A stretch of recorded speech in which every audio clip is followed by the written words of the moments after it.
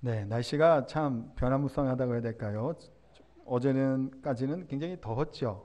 예, 봄이 된 것 같은 날씨였다가 또 비 오고 바람 불면서 오늘은 또 조금 추워지고 하여튼 그랬습니다.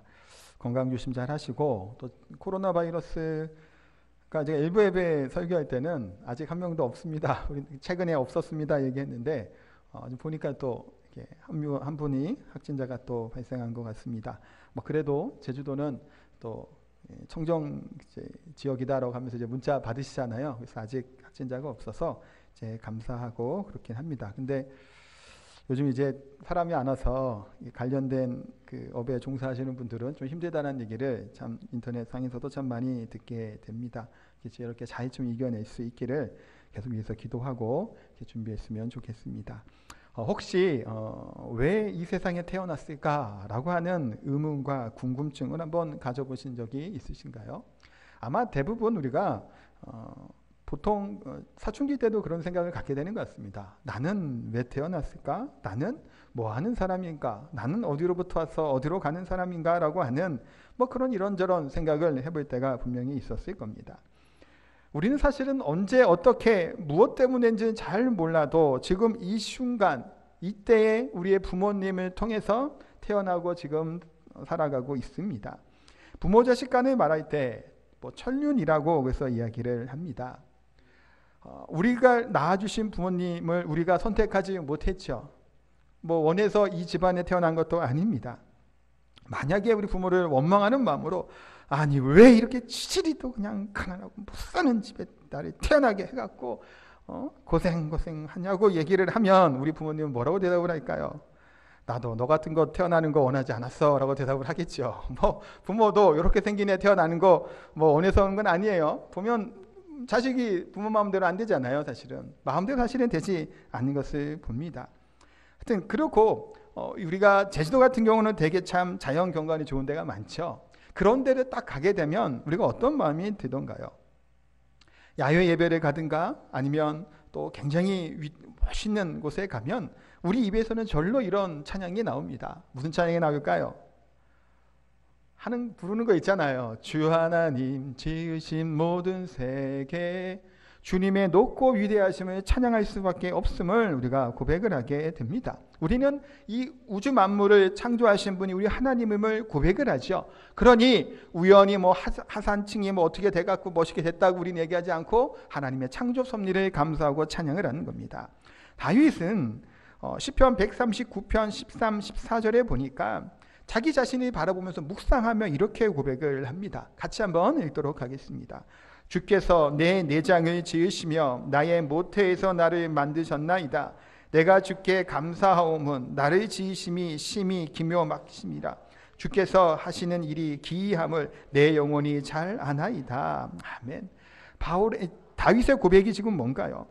자기 자신을 묵상해 보는 겁니다. 가만히 생각해 보니까 아니 너무 대단한 거예요. 내가 내 오장육부 내장이라는 표현까지 쓰고 있죠. 내 소화기관도 왜 이렇게 먹으면 소화가 잘 되고 체하지도 않는지 기가 막힌 겁니다. 머리만 대면 잠을 자요. 그렇게 일어나면 또 이렇게 그런 내 자신을 볼 때 하나님을 찬양하게 돼요. 그러니까 나 자신이 대단한 사람이라고 아마 여겼던 것 같아요. 감탄을 하는 거예요. 지금 이것은 이게 자신이 대단하다고 하는 교만에서 비롯된 것이 아니죠. 이 고백은 나 자신의 우리 인간의 위대함이 나 자신이 대단한 경이로움이 하나님의 창조의 섭리와 그의 그 손길이 얼마나 기묘하고 아름다웠고 신비로운지를 다윗은 뭐하고 있는 거예요? 찬양하고 하나님께 고백하고 있는 겁니다. 폴 브랜드라고 하는 사람의 오묘한 육체라는 책에 보면 이런 문구가 나옵니다. 우리가 놀랄 것은 나라는 존재가 이 세상에 탄생한 사실이다 라는 거예요. 나라는 존재가 이 세상에 탄생한 것, 지금 살아가고 있는 것, 이것은 기적이라는 겁니다. 또한 신비 중에 신비다라고 이야기를 하는 겁니다. 우리는 이 세상에 태어난 것에 대해서 감탄할 수 있는 존재라는 겁니다. 우리가 처음 제 질문처럼 왜 이 땅에 태어나고 왜 지금 이렇게 살아가고 있는지에 대한 물음을 한다면 그 해답을 줄 수 있는 부모는 없습니다. 우리 자신에게 물어봐도 잘 모르죠. 그러나 나를 낳게 하신 분, 나를 이 땅에 태어나게 하신 분은 우리 하나님이시기에 그 하나님 앞에 우리가 왜 내가 이 땅에 태어났는지, 나는 왜 이 세상에서 어떠한 존재인지를 좀 묵상하고 살펴보는 시간을 가지려고 합니다. 오늘 본문에서는 하나님께서는 창세전에 예정하시고 나를 택하셔서 지금 이때 태어나게 하셨다라고 성경은 말씀하고 있습니다. 이 세상에 스스로 있는 것은 아무것도 없지요. 오직 유일하신 우리 하나님만이 계실 뿐이고 다 창조주의 뜻에 따라 존재할 뿐이다라고 성경 또한 말씀하고 있습니다. 그러면 우리는 어떠한 존재인가요? 제가 지난번에도 이렇게 말씀을 나눠봤지만 거룩한 성도라는 겁니다. 구별된 자, 또 하나님의 성도로 부름을 받은 자다라는 거예요. 그러니 이 세상이 어떠한 사람들의 말과 행동들로 우리를 결정할 수 없는 겁니다. 우리에게 값을 매길 수도 없다라는 겁니다. 우리는 어떤 사람들인가요? 하나님의 신령한 복을 주시기 위해 우리를 택하시고 부르신 하나님의 사람이심을 믿으시기 바랍니다. 안데르센의 미운 오리 새끼라고 하는 동화가 있습니다. 동화 내용은 이렇게 많이 아시죠? 그 오리들 틈에 하는 미운 오리가 하나가 있었던 겁니다. 그러니 생긴 것도 다르고 새끼 오리들보다는 키도 크고 하여튼 털도 달라요. 그러니 이 무리들 안에서 이 오리가 미운 오리가 어떤 대접을 받나요? 왕따를 당하게 됩니다. 왜 나는 이렇게 못생겼을까? 왜 나는 저 애들이랑 이렇게 다르게 생겼을까? 라고 했더니 오리가 어느 날 백조들이 하늘에서 날아오는 것을 보게 됩니다. 너무 아름답고 멋있는 거예요. 그러면서 그것을 감탄하고 바라봅니다. 그런데 어느 날 어떻게 되나 이 미운 오리가 자라나게 되죠. 연못에 비친 내 자신의 모습을 보니 자기가 동경하고 바라지 마지 않았던 그 백조의 모습과 똑같았다라는 겁니다. 이 미운 오리는 자신이 백조임을 알지 못하고 하늘에 나는 아름다운 모습을 가지고 있는 것을 깨닫지 못하고 어리석게 살아갔던 그 모습을 이 동화는 이야기하고 있습니다.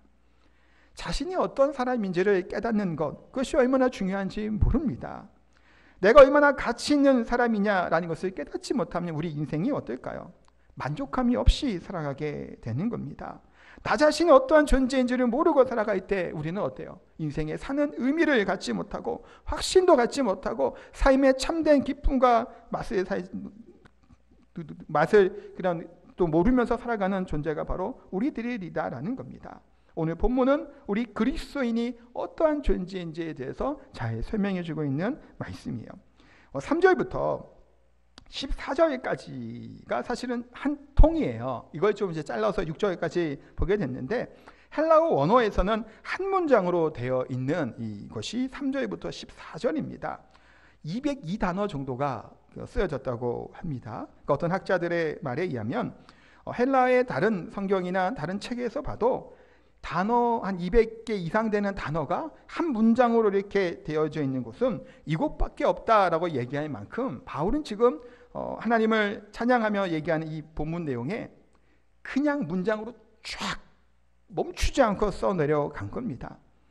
1, 2절은 이래서 인사를 하는 거예요. 그 다음에 3절부터 하나님을 찬양하며 나아가는데 이제 바울은 이거예요. 지금 이 에베소 성도들에게 인사를 한 다음에 찬송하리로다 하나님 하면서 편지를 써갈 때 잔뜩 어떤 상태일까요? 지금 이게 굉장히 흥분한 상태로 지금 편지를 막 써내려가는 거예요. 왜 흥분할까요? 하나님의 찬양과 하나님을 이렇게 높이는 그 하나님을 생각할 때마다 그것이 너무나 위대한 하나님의 사랑과 은혜들을 경험하니 찬송하면 쫙 그냥 멈추지 않고 써내려가고 있는 겁니다. 그래서 이제 3절부터 14절이 한 뭉텅이에요. 근데 왜 이렇게 바울은 흥분하는 가운데 또 문장을 끝맺히지도 않고 계속해서 끊임없이 하나님의 찬양함을 하나님이 어떠한 분인지에 대해서 써내려가고 있을까요?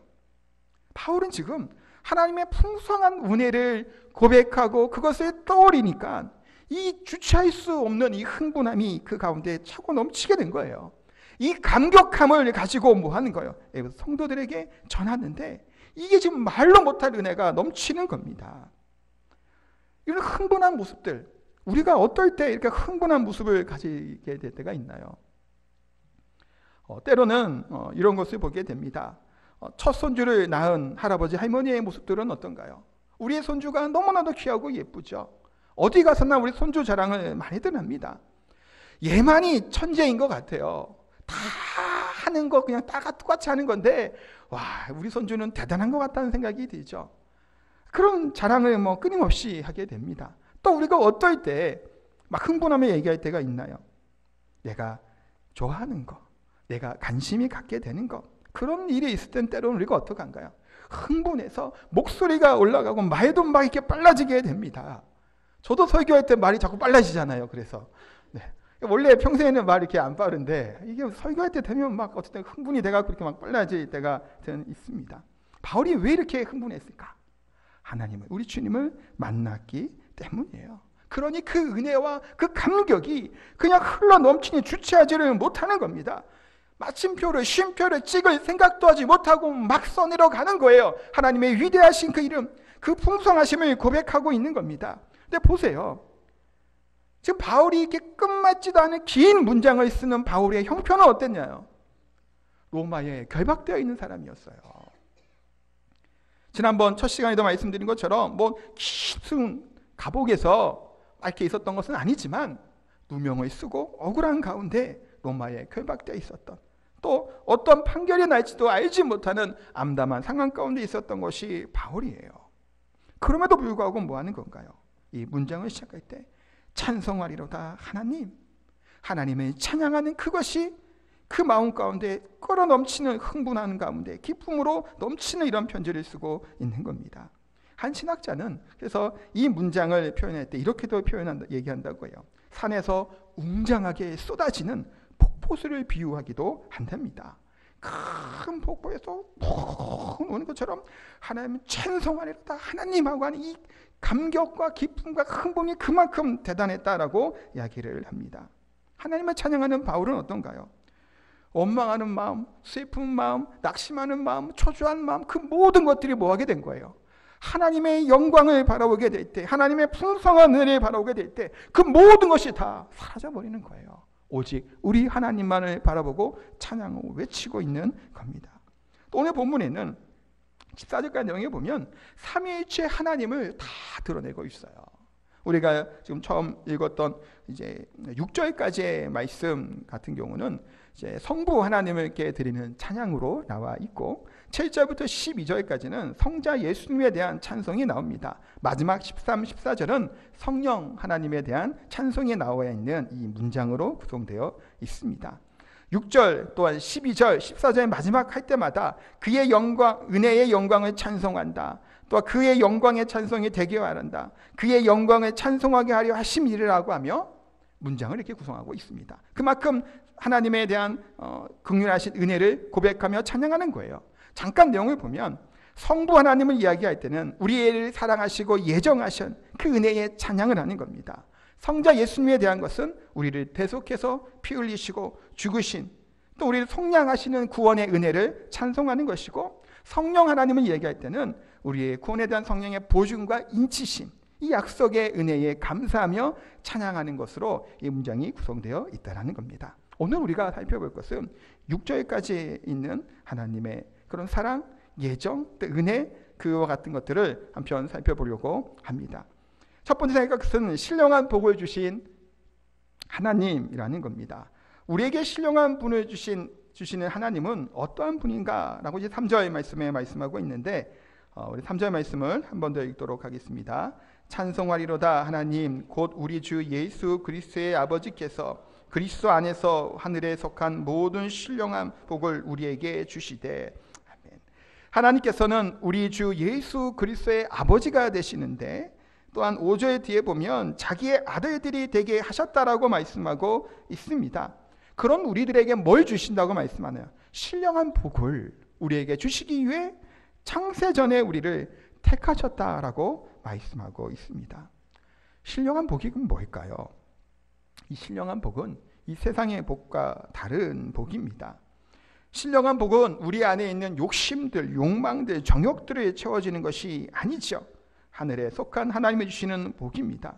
근데 하나님이 주시는 복 중에서는 두 가지 복이 있어요. 하나는 뭐냐면 일반적으로 모든 사람이 누리는 복입니다. 선인이나 악인이나 할 것 없이, 그리스도인이나 비그리스도인 할 것 없이 모두가 다 누릴 수 있는 복이에요. 무슨 복이 있나요? 바람이 있죠. 공기가 있습니다. 햇빛이 있고 비가 내립니다. 지금도 비 내리지만 이 모든 것들은 뭔가요?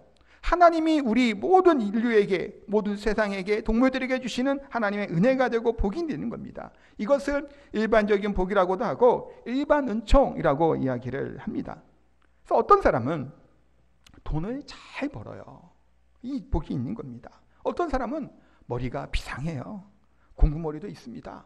공부를 아주 잘합니다. 어떤 사람은 굉장히 건강한 복을 타고나기도 합니다. 어떠한 사람은 자식들이 잘 되죠. 이런 것을 가지고 우리가 신령한 복이다라고 이야기하는 것은 아닙니다. 이런 몇 가지 얘기했던 복들은 뭔가요? 그리스도 밖에 있어도 받을 수 있는 복이죠.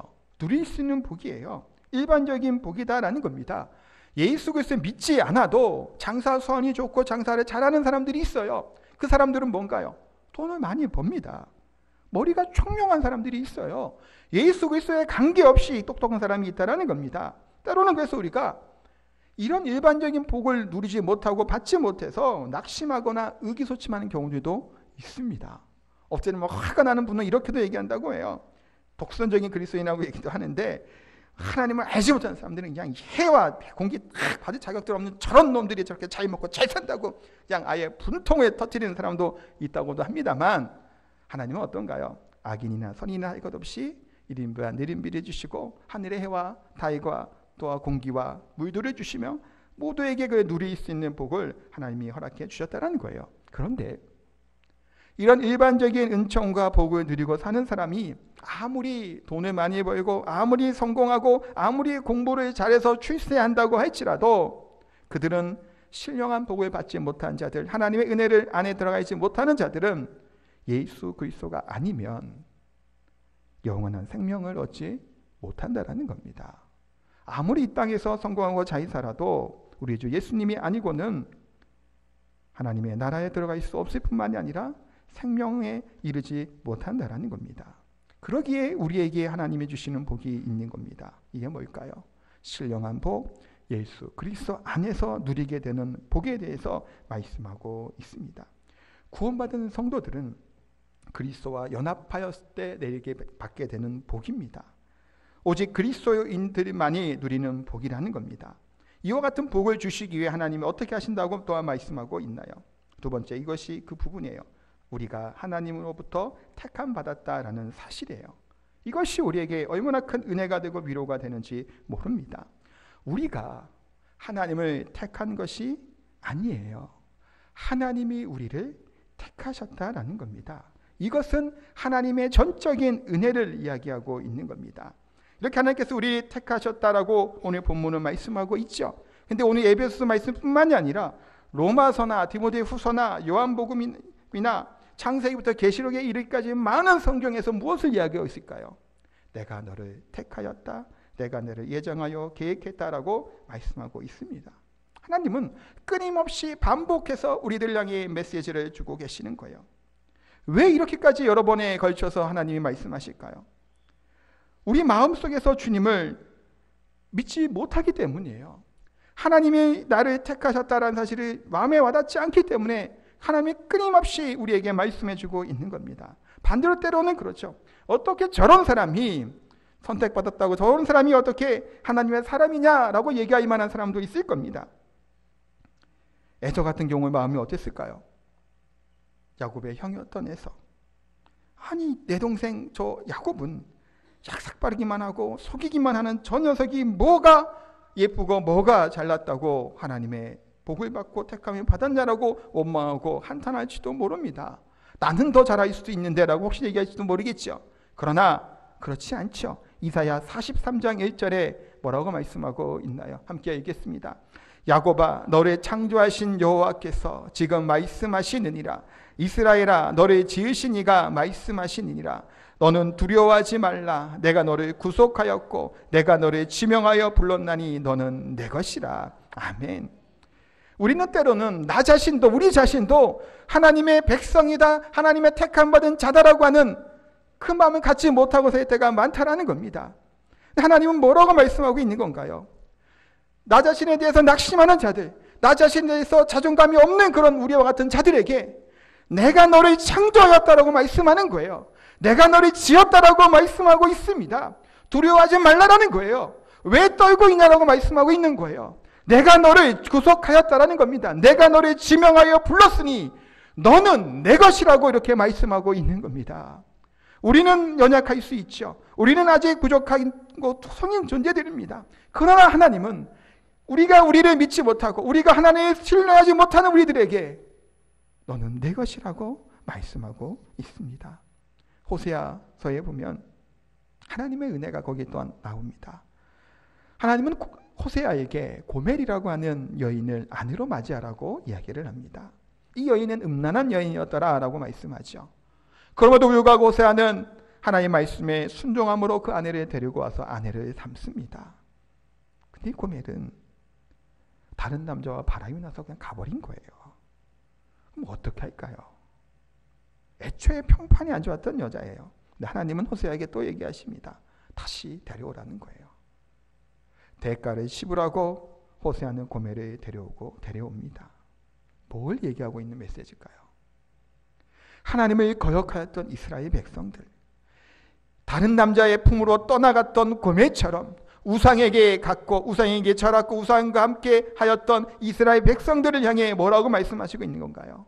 내가 너를 택하고 버리지 않는다라는 거예요. 끝까지 포기하고 내가 너를 사랑한다라고 말씀하고 있는 겁니다. 고멜 같은 여인을 사랑하라고 하셨던 우리 하나님께서 이스라엘 백성을 끝까지 택하시고 사랑하신다라고 말씀하고 있는 겁니다. 며칠 전에 제 아내랑 그 수목원에서 좀 산책을 하다가 창세기 이야기를 좀 잠시 나누었어요. 창세기를 좀 묵상하고 나누었다가 이런 이야기를 했습니다. 창세기에 보면 아담과 하와를 하나님이 창조하시고 가인과 아벨이 나오죠. 죄가 들어오게 되고 또 가인이 아벨을 죽이는 일이 있습니다. 하나님은 그래서 셋이라고 하는 또 다른 하나님의 언약의 자손을 세워주십니다. 그런데 이 언약의 자손들과 이 세상의 자손들이 함께 또 타락을 하게 됩니다. 그때 또 하나님이 누구를 택하시나요? 노아를 택하시죠. 노아를 하나님이 의롭게 만드시고 그로 말미암아 방주를 통해 그들을 구원해 나가시는 여정들을 보게 되며 이런 말씀들을 함께 나눴어요. 뭐냐면 하나님이 참 애쓴다라는 거예요. 하나님의 열심이라고 하는 책 아시죠? 하나님의 열심으로 하나님이 애쓰고 계시는 거예요. 인간이 타락하고 정령 죽고 완전히 소망이 없는 이 인간들을 향해 하나님은 뭐 하시는 건가요? 끊임없이 계속해서 이 언약을, 이 약속을 성취하시기 위해 도저히 가능성 없는 인간들을 다 멸하시지 않고 그들을 심판하시지 않고 하나님을 그래도 조금 믿으려고 했더니 노아라고 하는 사람을 택하셔서 하나님이 그를 통해 또 구원을 이어나가시는 겁니다. 그 이후에 또 어떤 일을 하게 되나요? 또다시 타락을 해요. 바벨탑 사건이 나오죠. 그 다음에 그 또한 악이 간영하게 됩니다. 그때 하나님이 누구를 또 택하시는 거예요? 아브라함을 부르시는 거예요. 그냥 죽도록 내버려 주시지 아니하시고 하나님의 사랑이, 하나님의 열심이, 하나님의 애씀이 창세기에 나오는 거예요. 얼마나 하나님께서 인간을 구원하시고 사랑하시기에 그렇게 끊임없이 죄악으로 가고 타락으로 가는 이들을 그냥 내버려 두시지 않는 하나님의 사랑의 메시지가 뭔가요? 하나님의 성경이에요. 그것이 구약에 나온 이야기예요. 더 이상 안 되니 누구를 보내시는 거예요? 예수 그리스도를 보내는 거예요. 소망이 없었기 때문에, 더 이상 방법이 없기 때문에 우리 주 예수 그리스도를 우리에게 보내주신 줄 믿습니다. 사랑하는 성도 여러분, 저와 여러분은 하나님이 택하셨다라는 겁니다. 하나님 우리를 부르셨어요. 우리가 하나님이 택한 것이 아니죠. 자격이 없는 나를, 자격이 없는 우리를 하나님이 택하셔서 하나님의 자녀 삼아 주셨다라는 겁니다. 우리 안에 이와 같은 자긍심이 있어야 돼요. 하나님의 나를 택하셨다라고 하는 겸손한 가운데 나타나게 되는 자긍심, 그 믿음이 있어야 된다는 겁니다. 바울은 말합니다. 언제 택함 받았냐고 말씀하고 있나요? 내가 지식이 있을 때가 아니에요. 내가 뭔가를 분별할 때가 아니라는 겁니다. 언제라고 말씀해요? 창세 전에 우리를 택하셨다고 말씀하고 있습니다. 하나님은 창세 전부터 하늘에 속한 복을 우리에게 주시기 위해 하나님의 은총을, 하나님의 구속의 은혜를 우리에게 베풀어 주셨습니다. 만세 전에, 창세 전에 요한복음 15장 16절에 이렇게 또 말씀하고 있습니다. 함께 읽겠습니다. 너희가 나를 택한 것이 아니요 내가 너희를 택하여 세웠나니. 아멘. 이것이 우리에게 소망이고 힘이라는 거예요. 내가 우리 주님을 택하고 내가 이것을 했다라면 내가 연약해지는 순간, 내가 그 손에 힘이 빠지는 순간 떨어질 수밖에 없어요. 그러나 하나님은 우리를 택하시고 우리를 자녀 삼아 주셨다고 말씀하고 있습니다. 이런 우리에게 하나님이 뭐 하기 위해서 또 말씀하고 있나요? 4절에 보니까 사랑 안에서 그 앞에 거룩하고 흠이 없게 하시려고 라고 말씀하고 있습니다. 부족하고 흠이 많아 하나님 앞에 온전히 설 수 없는 우리들입니다. 때때로는 우리가 이런 우리들에게 하나님은 뭘 말씀하고 있는 건가요? 거룩하고 흠이 없게 하시려고 라고 말씀을 합니다. 이 얘기는 뭐냐면 흠과 티가 없다고 하는 말은 구약 시대의 성전에서 제사 지낼 때 사용되어지는 용어, 단어라고 보시면 돼요. 이게 뭔 말인가 하면 하나님께 드려지는 제물은 어떠한 제물을 가지고 와야 될까요? 쩔뚝거리는 거 안 돼요. 털도 이상한 색깔이 있으면 안 돼요. 눈이 뭐 이상해, 그것도 안 돼요. 온전한 것, 티가 없고 흠이 없는 것으로 하나님께 드려야 된다는 겁니다. 이 얘기는 하나님이 이런 동물들을 차별해서 받겠다고 하는 의미가 아니에요. 그런 의미가 아니라 하나님이 온전하시고 거룩하신 하나님이시기 때문에 그들에게 그와 같은 것으로 하나님께 예배하라고 보내주신 것이 그런 제사의 방법이에요. 그런데 우리는 흠과 티가 없는 사람이 아니잖아요. 그렇게 우리 자신 하나님께 드릴 만한 자가 아니라는 겁니다. 흠과 티가 없도록 그래서 우리를 부르셨다라는 겁니다. 우리가 흠과 티가 없어서 선택한 것이 아니에요. 우리는 흠이 있고 티가 있으나 우리를 택하심은 우리를 그와 같이 거룩하게 흠이 없는 자로 만들어주시기 위해 우리를 택하셨다라고 말씀하고 있습니다. 전도하다 보면 이런 얘기들이 있기도 하죠. 교회로 와라라고 얘기하면 예전에 참 이런 말들을 했던 것 같아요. 나는 죄가 많고 부족해서 교회에 못 간다라고 이야기를 하기도 합니다. 죄가 많고 흠이 많아서 교회를 못 가는 게 아니죠. 그렇기 때문에 교회에 오는 거예요. 우리가 죄인이기 때문이죠. 흠이 많기 때문이다라는 겁니다. 4절에 다시 보면 그 앞에 거룩하고 흠이 없게 하시려고 말씀하고 있습니다. 흠과 티를 가지고 나아가는 것이 뭘까요? 믿음이에요. 우리는 흠이 많은 존재임에도 불구하고 그래서 뭐 하는 거예요? 하나님의 은혜를 얘기할 때마다 감격하지 않을 수가 없다라는 겁니다. 바울 사도가 왜 이렇게 하나님을 찬양하고 흥분해서 말하게 될까요? 자기 자신을 돌아볼 때마다 가망이 없는 존재인데 하나님이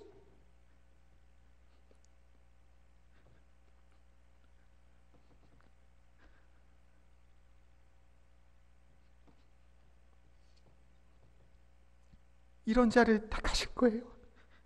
그것도 창세전에 하나님의 영원하실 때부터 택하셨다라는 사실이 바울은 찬양할 수 없는 거예요. 하지 않을 수 없는 거고 흥분하지 않을 수 없었던 거예요. 그래서 14절까지 되어지는 그 기록을 거침없이 쓰고 이 감정을 주체하지 못해서 하나님을 찬양하고 있는 겁니다. 사랑하는 성도 여러분, 하나님은 저와 같은 존재를, 저희와 같은 존재를 사랑하시고 택하신 그 은혜가 우리 가운데 있기를 소원합니다. 한 가지 이야기하고 정리하도록 하겠습니다. 막스 루카도라고 하는 사람이 쓴 동화가 있습니다. 너는 특별하단다라고 하는 동화이고 애니메이션 영화로도 이제 제작이 되었던 되게 좋아요. 한번 보시면 좋을 것 같아요. 안 보신 분들은. 그 내용이 보면 웸믹이라고 하는 작은 이제 나무 마을에 모여 사는 당무들이 있습니다. 근데 웸믹들은 나무결이 매끄럽고 색이 잘 칠해진 웸믹들에게는 별표를 붙여주는 거예요. 근데 거치고 칠이 벗겨지고 뭐 별로 그렇게 하찮아 보이는 웸믹들에게는 스스로 점표를 막 붙이는 겁니다. 까만색 점표를 붙여요. 근데 그 중에서 힘이 세거나 노래를 잘하거나 뭔가 재주가 있고 달리기를 잘하고 뭐 그런 거라면 또 별표를 붙여주는 거예요. 그런데 별표가 하나도 없고 점표만 있는 이 나무 인간이 있는 겁니다. 펀치넬로예요. 온통 점표가 가득한 거예요. 어떠한 매믹은 점표가 많으니까 넌 더 붙이라고 붙여버리는 겁니다. 그래서 이 펀치넬로는 이런 데 생각을 하는 거예요. 난 아무래도 좋은 나무 사람이 아닌가 봐. 나는 쓸모없는 존재인가 봐 하고 낙심을 하게 됩니다. 그런데 어느 날 펀치넬로는 우연히 루시아라고 하는 매믹을 만나게 됩니다. 근데 이 루시아는 별표도 없고 점표도 없는 거예요. 깨끗한 나무입니다. 붙여도 떨어져 버리는 거예요. 그 이유를 물어요, 펀치넬로가. 그랬더니 루시아가 이렇게 알려줘요. 엘리 아저씨를 만나러 간 것뿐이야 라고 말합니다. 펀치넬로는 매믹들을 만든 목수 아저씨인 엘리 아저씨를 찾아갑니다. 엘리 아저씨를 만납니다. 그래서 엘리 아저씨가 이렇게 얘기를 해요. 다른 매믹들은 어떻게 생각하느냐가 아니라 내가 어떻게 생각하느냐가 중요하단다. 너는 특별하단다. 내가 너를 만들었기 때문이지. 너는 내게 무척 소중하단다. 이런 말을 하는 거예요. 그랬더니 날마다 펀치넬로 너를 기다리고 있었단다 라고 말을 해주는 겁니다. 그리고 나서 점표와 별표가를 중요하게 생각할 때마다 그것이 붙는다라는 거예요.